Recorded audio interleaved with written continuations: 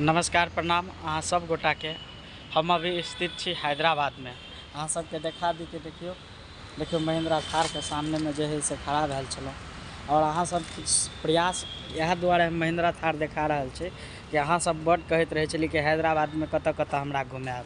देखियो हम हर जगह घुमा सके छी। यदि अहाँ सब मिथिलांचल से छी, देखियो सबसे पहला तो महिंद्रा थार देख लियो। के बाद में देखियो ये सफारी स्टोरम जे MH05 महाराष्ट्र नंबर है।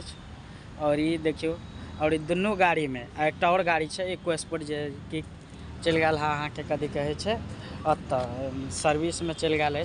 तो देख सके छी थार में घूमे के मजा है कुछ और है। लग्जरी कार बुझा रहा है। बहुत नीक लगे छे महिंद्रा थार में बैठला से लगत रहे छे हाँ एकर साउंड बार हर चीज ठीक ठाक छे।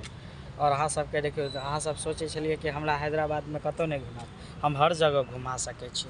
तो चलू अहाँ सब वीडियो के ज़्यादा से ज़्यादा शेयर करबे और एनाहिते जे है से वीडियो कुछ रोमांचक जे है से अहाँ सबके देखा रहल छी और देखबे करे छी तो नीक लागल हुए तो हमरा वीडियो के ज़्यादा से ज़्यादा शेयर करब और एनाहिते जे है से वीडियो बना के अहाँ सबके देखाबैत रहब। चलू बाय।